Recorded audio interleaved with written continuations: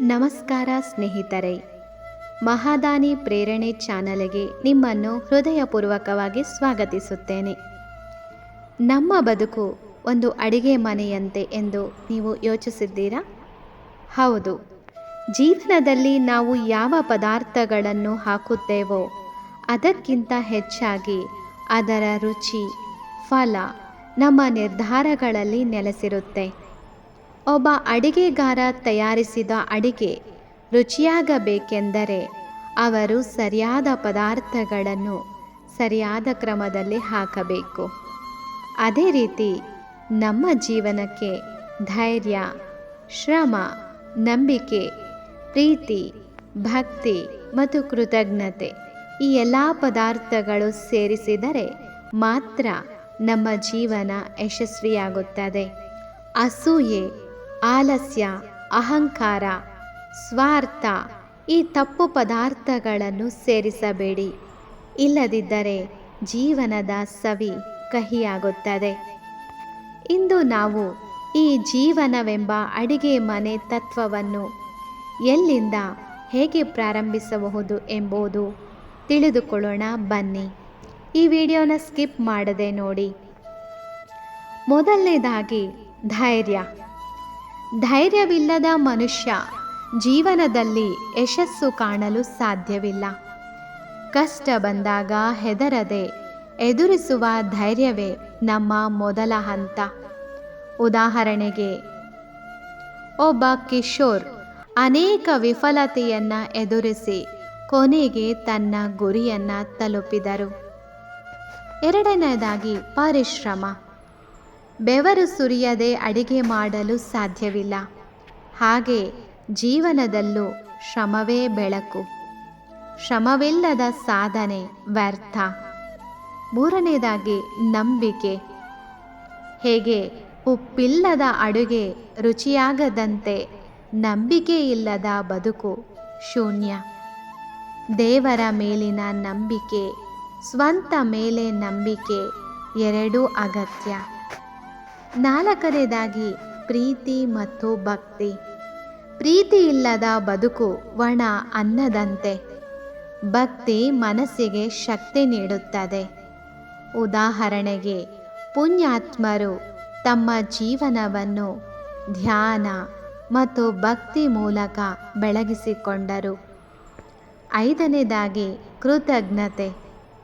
ಅಡುಗೆ ಮಾಡಿದ ಮೇಲೆ ಧನ್ಯವಾದ ಹೇಳಿದರೆ ಅಡುಗೆಗಾರನಿಗೆ ಸಂತೋಷವಾಗುವುದು.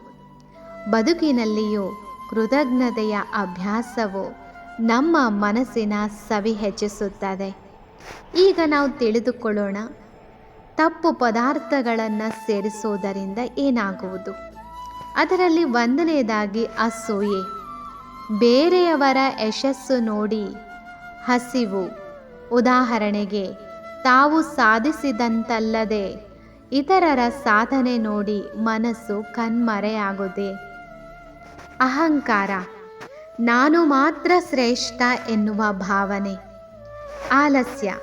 ಕೆಲಸವನ್ನು ನಾಳೆಗೆ ಮುಂದೂಡುವ ಅಭ್ಯಾಸ.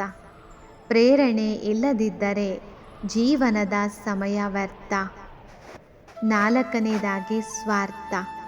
ಇತರರ ನೋವನ್ನು ಮರೆತು ಸ್ವಂತ ಲಾಭ ಮಾತ್ರ ನೋಡಿದರೆ ಬದುಕು ಕಹಿಯಾಗುತ್ತದೆ. ನೋಡಿ ಸ್ನೇಹಿತರೆ, ಇಂತಹ ತಪ್ಪು ಪದಾರ್ಥಗಳಿಂದ ದೂರವಾಗುವುದು ಧ್ಯಾನ, ಸ್ವನಿಯಂತ್ರಣೆ ಹಾಗೂ ನಿಷ್ಠೆ. ಪ್ರತಿದಿನ ಧ್ಯಾನ ಮಾಡಲು 10-15 ನಿಮಿಷ ತೆಗೆದುಕೊಳ್ಳಿ. ಪ್ರತಿ ಕೆಲಸವನ್ನು ಪ್ರೀತಿಯಿಂದ ಮಾಡಿ. ಫಲದ ಚಿಂತೆ ಬಿಡಿ.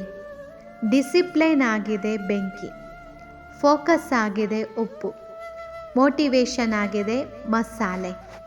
ಒಬ್ಬ ಹುಡುಗಿ ಪ್ರತಿದಿನ ತನ್ನ ಬಡ ಮನೆ ಕೆಲಸಗಳಲ್ಲಿ ಧೈರ್ಯ ಮತ್ತು ಕೃತಜ್ಞತೆ ಸೇರಿಸಿಕೊಳ್ಳುತ್ತಿದ್ದರು.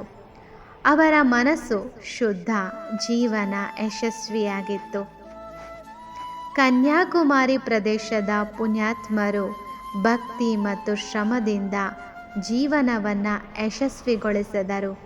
ಅವರು ಬಡತನದಲ್ಲೂ ಸಂತೋಷವಾಗಿದ್ದರು. ಇನ್ನು ಹಿಸ್ಟಾರಿಕಲ್ ಎಕ್ಸಾಂಪಲ್ ಹೇಳಬೇಕಂದ್ರೆ, ಒಬ್ಬ ಧೈರ್ಯವಂತ ಯುವಕ ಅನೇಕ ವಿಫಲತೆಗಳನ್ನು ಎದುರಿಸಿ ಕೊನೆಗೆ ತನ್ನ ಗುರಿ ತಲುಪಿದರು. ಸ್ನೇಹಿತರೆ, ನೋಡಿದಿರಲ್ವಾ, ಜೀವನವೆಂಬ ಅಡಿಗೆ ಮನೆ ನಮ್ಮ ಕೈಯಲ್ಲಿದೆ. ನಾವು ಯಾವ ಪದಾರ್ಥಗಳನ್ನು ಹಾಕುತ್ತೇವೋ ಅದು ನಮ್ಮ ಭವಿಷ್ಯವನ್ನು ನಿರ್ಧರಿಸುತ್ತದೆ. ಇಂದಿನಿಂದಲೇ ನಿರ್ಧಾರ ಮಾಡೋಣ, ನಾನು ನನ್ನ ಜೀವನದಲ್ಲಿ ಧೈರ್ಯವನ್ನು ಸೇರಿಸುತ್ತೇನೆ. ನಾನು ಶ್ರಮವನ್ನು ಬೆಂಕಿಯಂತೆ ಬಳಸುತ್ತೇನೆ. ನಾನು ಪ್ರೀತಿ, ಭಕ್ತಿ, ಕೃತಜ್ಞತೆಗಳನ್ನು ದಿನನಿತ್ಯದ ಪದಾರ್ಥಗಳಂತೆ ಸೇರಿಸುತ್ತೇನೆ. ನಾನು ಅಸೂಯೆ, ಅಹಂಕಾರ, ಆಲಸ್ಯವನ್ನು ದೂರ ಇಡುತ್ತೇನೆ. ಹೀಗೆ ಮಾಡಿದರೆ ಜೀವನವೆಂಬ ಅಡಿಗೆ ಮನೆ ಯಶಸ್ಸಿನ ಸವಿ ಕೊಡುತ್ತದೆ. ಈ ವಿಡಿಯೋ ನೋಡಿದ್ದಕ್ಕೆ ತಮಗೆಲ್ಲರಿಗೂ ಮತ್ತೊಮ್ಮೆ ಧನ್ಯವಾದಗಳು.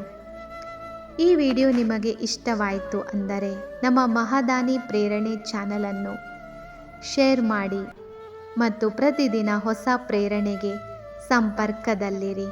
ಕಾಮೆಂಟ್ ಮಾಡಿ. ನಮಸ್ತೆ.